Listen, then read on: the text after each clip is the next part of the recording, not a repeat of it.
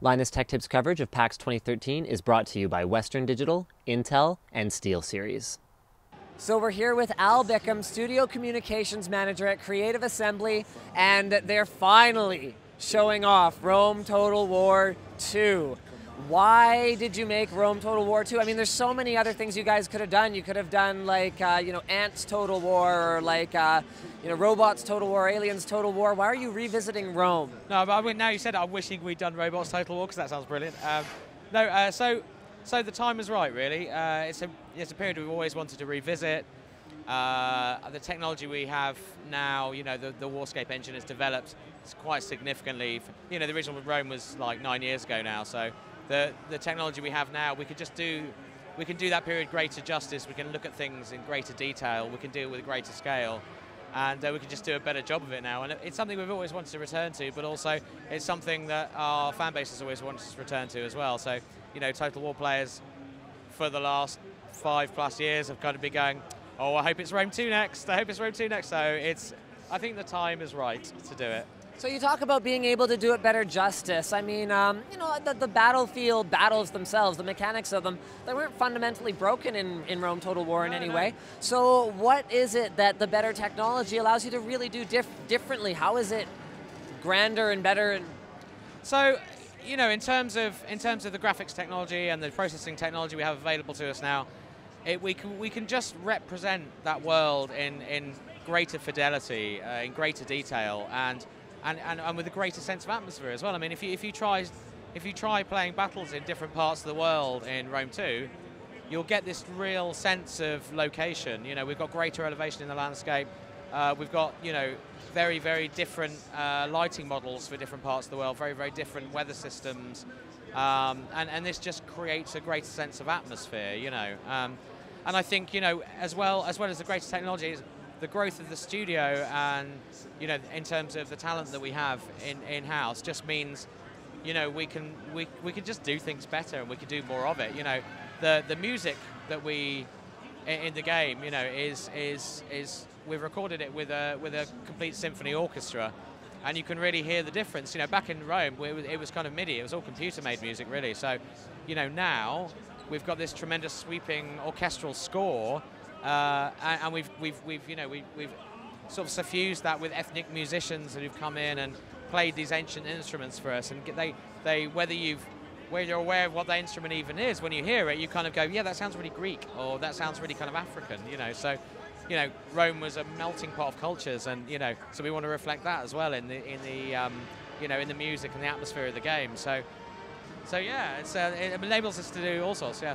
So one of the big problems with, not just Rome Total War, but you look back at any of the games that are sort of, older at this point, like the earlier Civilization games or whatever else, a huge part of that game needs to be diplomacy, but yet there was so little insight into how the AI worked, and the AI just seemed very two-dimensional back in that era. Yeah, what have you guys done this time around? So there's two real key changes to diplomacy, because, excuse me, so when you're dealing with AI factions on the campaign map, you want to make alliances or declare war and all that kind of stuff.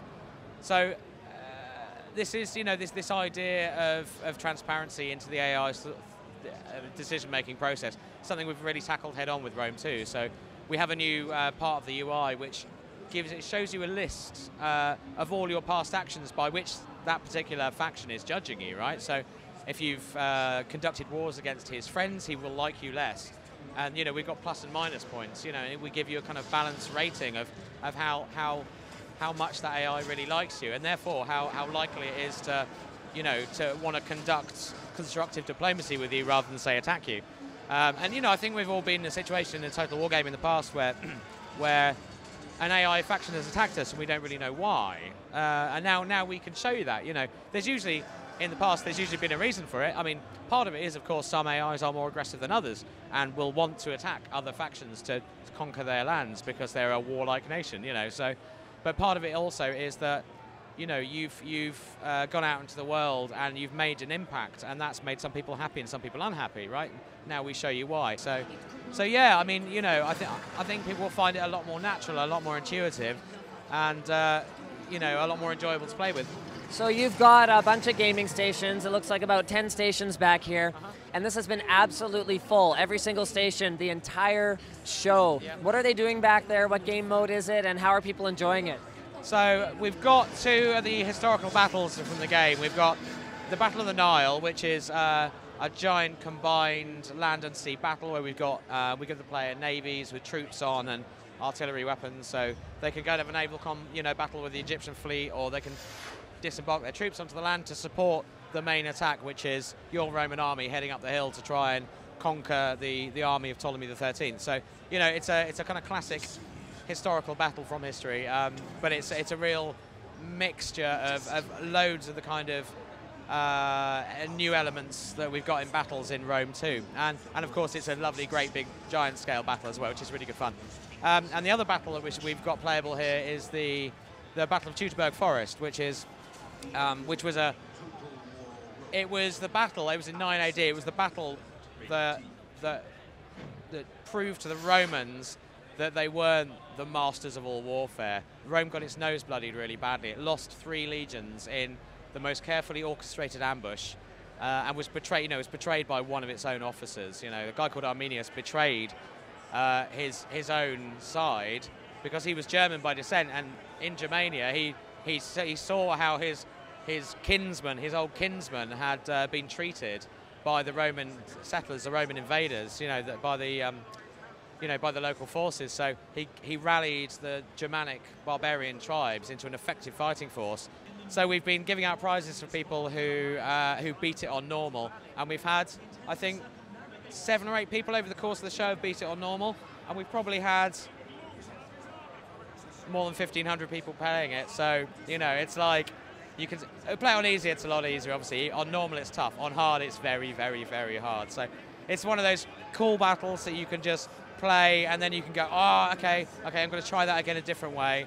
Rearrange your force at the start to defend from the rear maybe, and move your stuff forward, and maybe I'll try that. And so it's a good kind of repeat play battle, and a really nice challenge basically. So, and both these battles show off, our new battle engine, the huge fidelity in the soldiers we've got in the game, and the sort of that, as I mentioned, that sense of atmosphere and that sense of greater elevation, which creates a kind of visual dynamism. This is an aspect of both these battles. So. All right, well, that sounds extremely exciting. Thank you very much for taking the time. Yeah, it's my pleasure. Guys, don't forget, our coverage here at the show is powered by Western Digital, Intel, and SteelSeries, so a huge thanks to those guys for allowing us to be here.